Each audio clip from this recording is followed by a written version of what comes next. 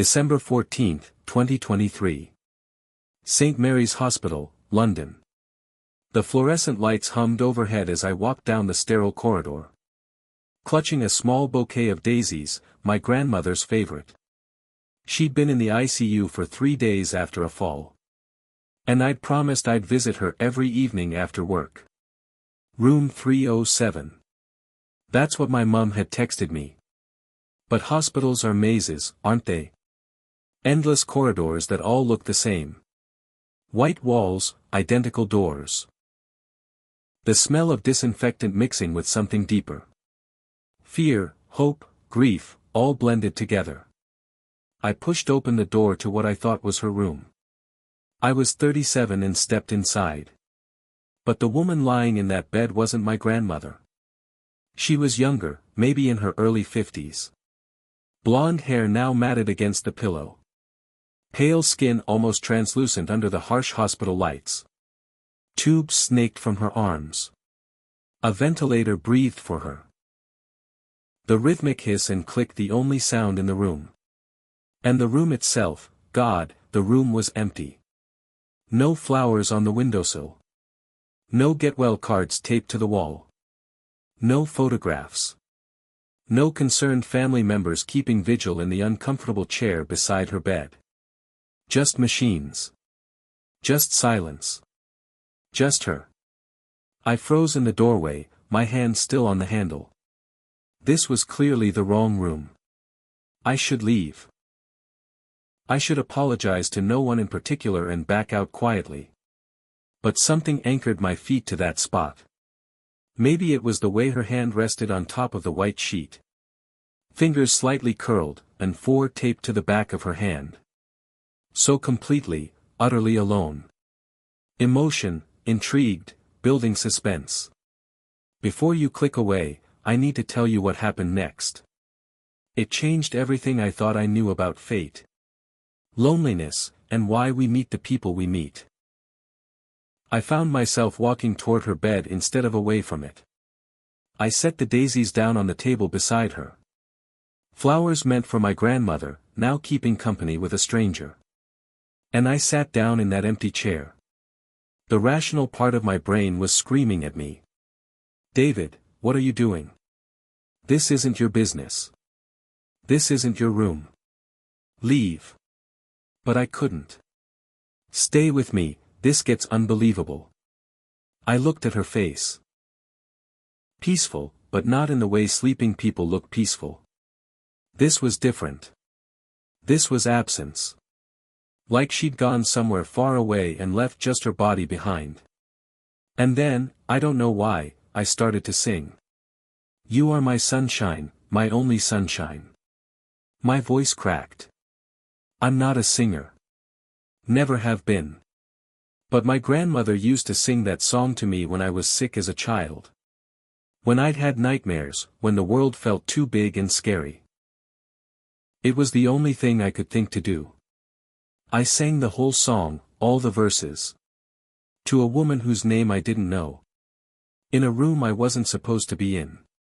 When I finished, the only sound was the ventilator. Hiss, click, hiss, click. I stood up, feeling foolish. What was I thinking? I grabbed my coat and turned to leave. Excuse me. A nurse stood in the doorway. A young woman with kind eyes and dark hair pulled back in a ponytail. She looked confused, but not angry. I'm sorry, I stammered. Wrong room. I was looking for my grandmother. I thought this was 307. She finished for me. That's next door. This is 305, right? I'm so sorry. I'll just. Were you singing? She asked. Heat flooded my face. Yeah, I don't know why. She seemed so alone. The nurse's expression softened. She glanced at the woman in the bed, then back at me. She is alone, she said quietly. Her name is Margaret Thompson. She's been here for 6 weeks. Severe stroke. She's been in a coma since they brought her in. 6 weeks. And no one. No one, the nurse confirmed. No emergency contacts on file. No family we can find. No visitors, not one. You're the first person who's sat with her who wasn't being paid to be here. Something twisted in my chest. How is that possible? I asked. How does someone just have no one? The nurse shrugged sadly. Happens more than you'd think. People slip through the cracks, lose touch with family, outlive their friends. And then something like this happens, and she gestured at the empty room. I looked back at Margaret, at her hand resting on that white sheet. Would it be okay if I stayed just for a bit? The nurse smiled. I think she'd like that. Emotion, teasing, encouraging engagement. If you think you know where this is going, trust me, you don't. Hit that subscribe button because what happens in the next few weeks will restore your faith in human connection. I promise you. That night, I did visit my grandmother. Room 307. She was sitting up in bed, bossing my mum around. Color already returning to her cheeks. She'd be fine. She'd be home in a few days. But I couldn't stop thinking about the woman next door. The next evening, I came back to the hospital. But I didn't go to room 307. I went to 305. Margaret was exactly as I'd left her. Same position, same machines breathing for her. Same devastating emptiness. I sat down in the chair and I sang to her again. This became my routine. Every single day after work, I'd drive to St. Mary's Hospital. I'd wave to the nurses at the station, they started recognizing me by the third day. And I'd sit with Margaret. Sometimes I sang old hymns my grandmother taught me. Beatles songs, Simon and Garfunkel. Once, I even sang Happy Birthday because I'd found out from her chart that she'd turned 52 while in that coma. 52 years old, and no one had sung to her. Other times, I just talked. I told her about my life, about my job as a secondary school English teacher. About my ex-wife Sarah, and how our marriage had crumbled. Not in some dramatic explosion, but in a slow, quiet erosion. Of two people who stopped trying. About my two kids, Emma and Jake, who I saw every other weekend. But who felt like strangers now. I told her about the loneliness, the kind that sits in your chest. Even when you're in a room full of people. I know you probably can't hear me, I said one night about 2 weeks in. But I need you to know something, Margaret. You're not alone anymore. Even if you can't feel it, even if you don't know I'm here. You're not alone. The nurses started leaving me alone. They'd peek in, smile, and move on. One of them, Carla, the one who'd first found me singing, told me that Margaret's vitals seemed more stable when I was there. Heart rate a little stronger, blood pressure a little better. Maybe she knows, Carla said. Maybe somehow she knows she's not alone anymore. I wanted to believe that. Christmas came and went. I spent it with my kids. But I visited Margaret on Christmas Eve. I brought a small string of fairy lights and hung them around her window. I read her a Christmas carol, the whole thing, all in one sitting. My voice was hoarse by the end. Merry Christmas, Margaret, I whispered before I left. New Year's Eve, I was there at midnight. The hospital was quiet. Somewhere down the hall, someone was watching the ball drop on TV. I could hear distant cheering. I held Margaret's hand, something I'd started doing in the third week. Her skin was warm, alive, but still she didn't move. Didn't respond. Happy New Year, Margaret, I said. 2024, maybe this is your year. Maybe this is when you wake up and tell me to shut up and stop singing off-key. Nothing. But I kept coming. Emotion, building tension, mysterious. Don't go anywhere. What happens next I still can't explain, and neither can the doctors. January 4, 2024, 3 weeks after I'd first walked into the wrong room. I was reading to Margaret from a book of poetry. Mary Oliver, The Summer Day. I'd just gotten to the line, "Tell me, what is it you plan to do with your one wild and precious life?" When I felt it, a sudden, sharp intake of breath. Her hand. Her fingers moved, just barely, the slightest twitch against my palm, but I felt it. My heart stopped. Margaret. I leaned forward, gripping her hand tighter. "Margaret, can you hear me?" Another twitch, stronger this time, and then her eyelids fluttered.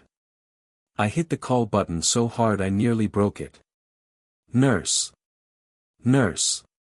Carla burst through the door, followed by 2 other nurses, and then a doctor. They swarmed around Margaret's bed, checking monitors. Shining lights in her eyes, calling her name. I backed away, my hand over my mouth, watching. And then, God, I'll never forget this, Margaret's eyes opened. Just slits at first, confused, unfocused, but open. The next 48 hours were a blur of tests and doctors and specialists.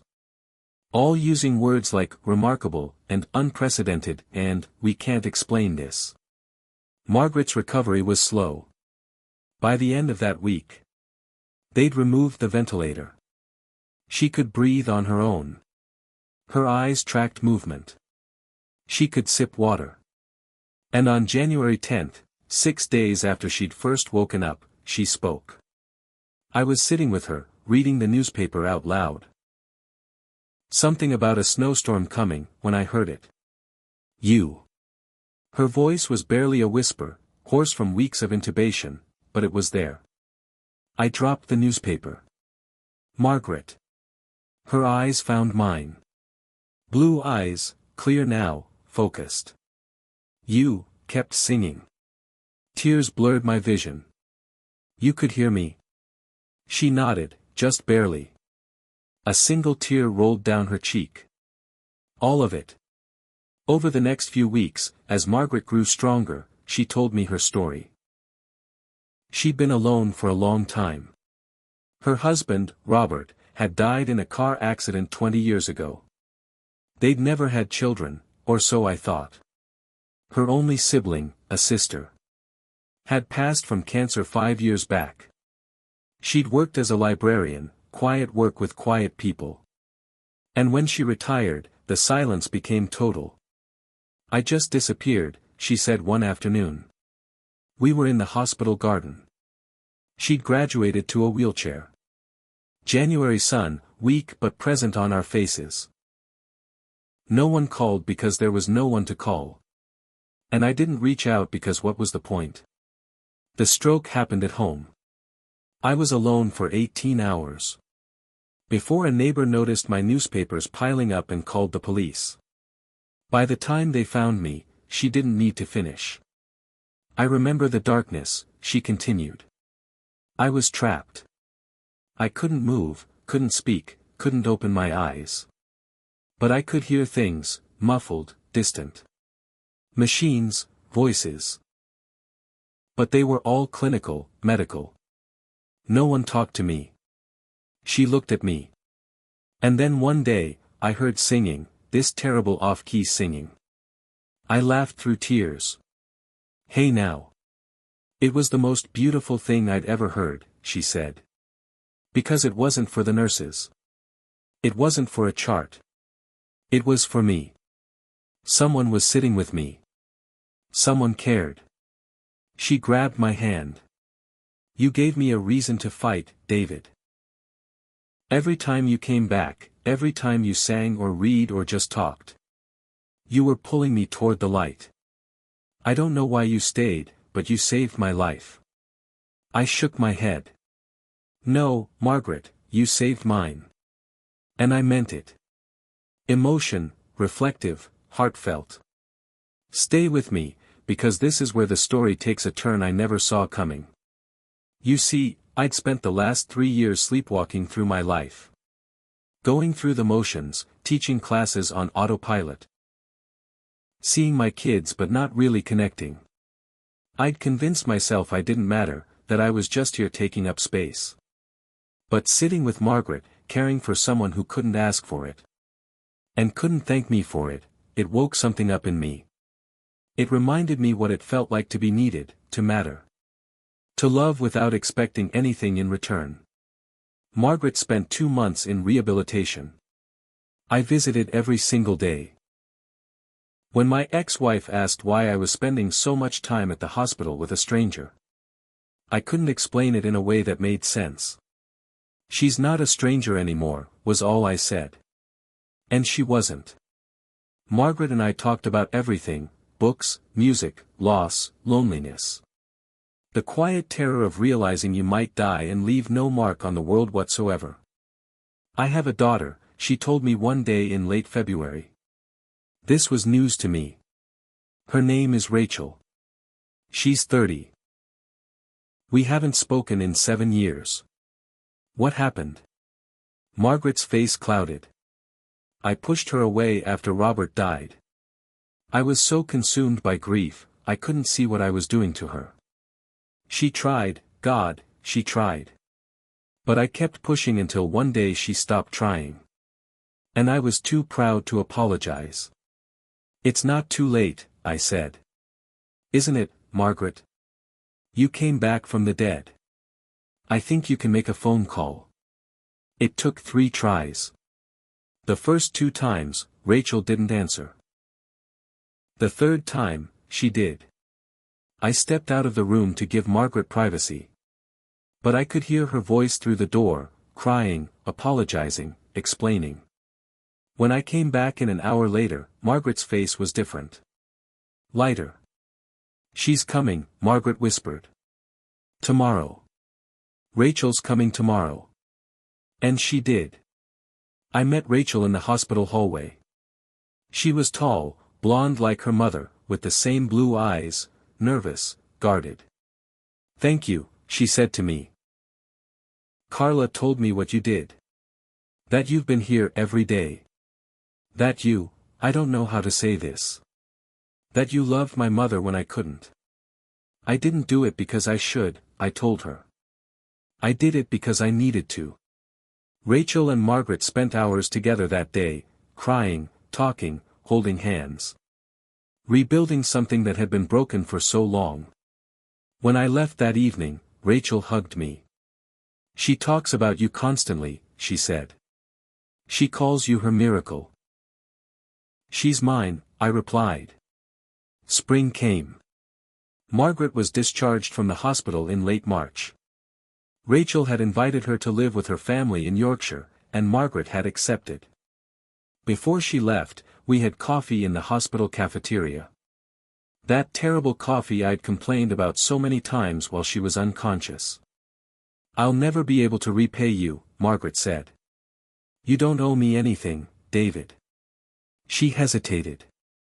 "What happens now, with us?" It was the question I'd been avoiding. "I don't know," I admitted. "You'll be in Yorkshire.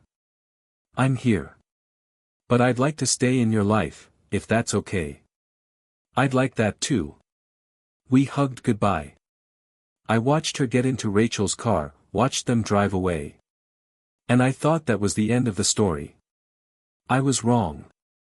Margaret and I talked on the phone every few days, then every day, then multiple times a day. We texted, we video called. I drove up to Yorkshire twice to visit. Something was growing between us, something neither of us had expected. In June, Margaret came back to London for a checkup. She stayed with me, in my guest room. She was quick to clarify when she told Rachel. But on the second night of her visit, we stayed up until 3 a.m. talking on my porch. About everything and nothing. About second chances and wrong rooms.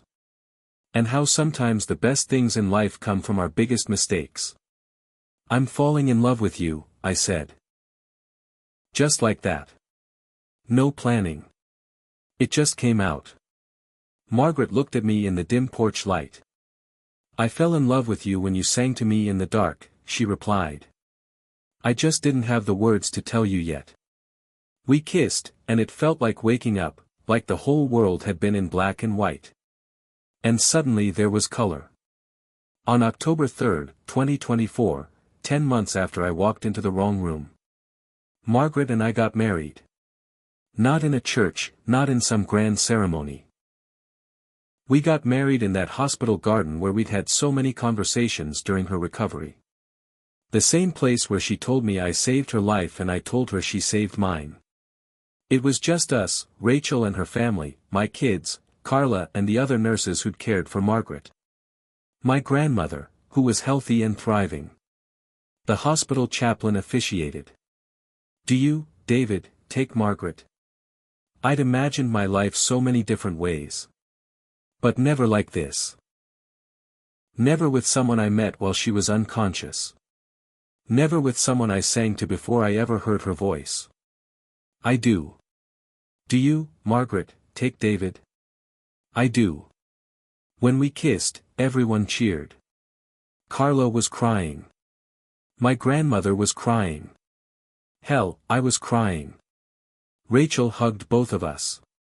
"You gave me my mother back," she whispered to me. "And she gave me a father." People ask us all the time how it happened. How does someone marry a person they met in a coma? And Margaret always says the same thing. He loved me before he knew me, before I could give him anything back. That's not luck. That's not chance. That's what love actually is. We live in a small house now, just outside London. Margaret volunteers at the library. I still teach. We have dinner with Rachel's family once a month. My kids call Margaret by her first name, but they light up when she's around. Every night before bed, I sing to her. Not because she needs it to survive. But because it reminds us both that we did survive. That on the worst day, in the darkest room, when everything seemed lost, we found each other. Emotion, inspirational, closing warmly. If this story moved you, if it reminded you that connection still exists in this disconnected world, do me a favor, subscribe to this channel. Share this story. Because somewhere out there, someone needs to hear that it's never too late. That wrong rooms lead to right people. That love finds you in the most unexpected places. Margaret always says, "I walked into her room by accident," but I don't believe in accidents anymore. I believe in open doors and the courage to walk through them, even when they're the wrong ones. Sometimes it looks like the end, but it's really just the beginning.